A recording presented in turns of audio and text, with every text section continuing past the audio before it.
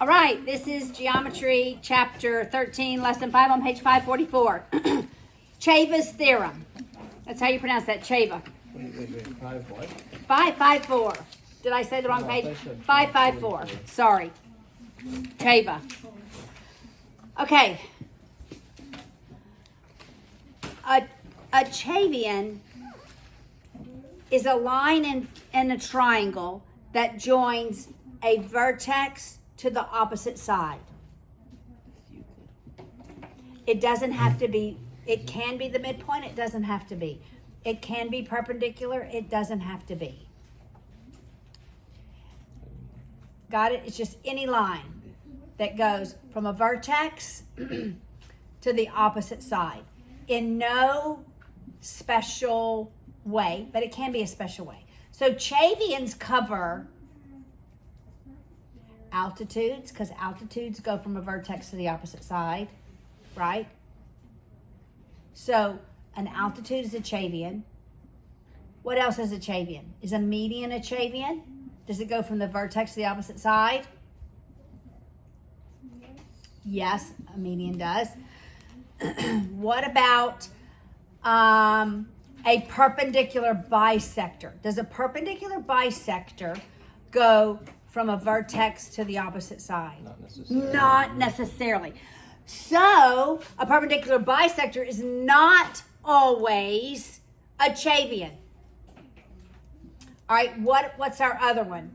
Angle bisector. Does our angle bisector always go from a vertex to the opposite side?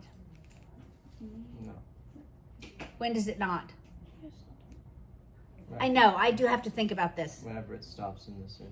Okay, if it stopped in the center. But if it went all the way, it would always go from a vertex to the opposite side, because the angle of a triangle has to be inside the triangle. So the only one that could possibly sometimes not be a Cevian is your perpendicular bisectors. Now, if we have lines in a triangle, the 3 lines in a triangle, I'm just going to do that, okay? These are called Cevians. Notice I haven't marked that they bisect. I haven't marked that they're perpendicular. We simply know that they go from the vertex to the opposite side. We would call those Cevians. If we have Cevians and we don't know anything about how they intersect the angle, how they divide the angle, or how they intersect that opposite side, we can know if they are concurrent. And the only way we can know if they're concurrent is on the top of page 55, there is a formula. So they're Cevians, and all Cevians are not necessarily concurrent. Got it? But they are concurrent if this is true. Okay, I want y'all to look. I'm going to mark it a little different from your book. I'm going to mark that length A, B, C, D, E, and F. All right, I could have marked them 1, 2, 3, but I prefer to use letters. All right. If I look at the Cevians and I say A over B times, and I keep going around the triangle the same direction I'm going, C over D times E over F, if that equals 1, then these Cevians, they are concurrent. Now, it doesn't matter where you start in the Cevians. I could have started with F and gone this way. And I could have said, let me write in a different color.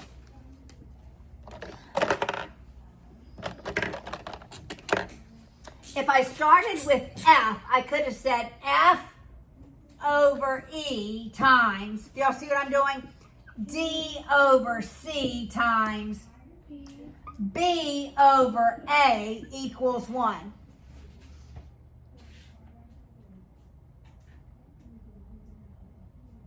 I mean, the numerator has to equal the denominator in order for it to equal 1. Look what's happened.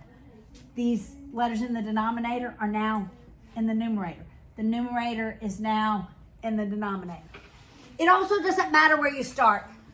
Let's say I start with D, and I'm going to go in this direction. I can do that. I can say D over E times F over A times B over C has to equal 1. What happened? I'm still multiplying the same numbers. I'm still multiplying A times C times E, A times C times E. I'm still multiplying B times D times F, B times D times F. If I know all of the lengths except one, and it's given that they're Chevians, then I could solve for that one.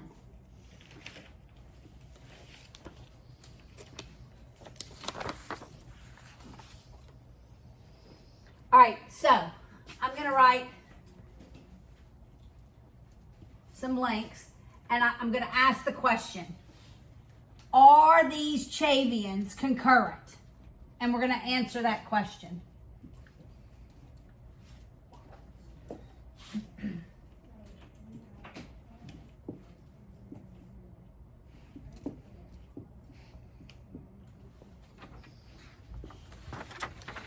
Are these Chevians concurrent? All right, we're going to need our calculators.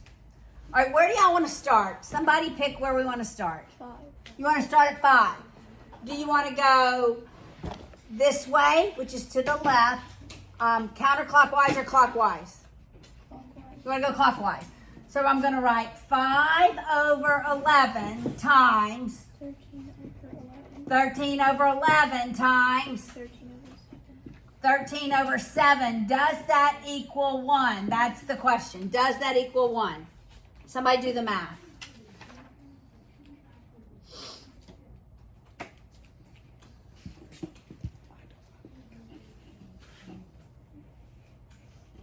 No.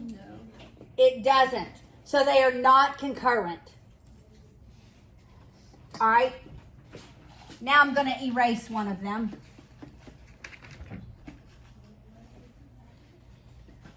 So those are not concurrent. Now, if I tell you that they are concurrent, could we solve for what that length is?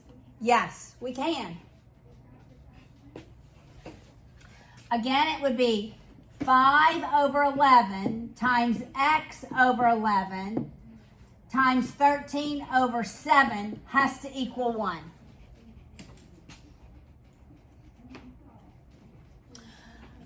What's 5 times 13?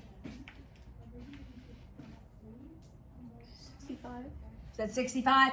So that'd be 65x over, what's 11 times 11 times 7? 847. 847. How do I solve for x here? You could like interchange the things. Okay, so tell me exactly what to do. I don't know if it's right or not, but you could, I think, switch to 65 over x with the 1. Well, that's when we swapped those. Okay, I could see this as 65 over 847x equals 1. You could just multiply 847. Yes, here I could have multiplied by 847 and then divided by 65.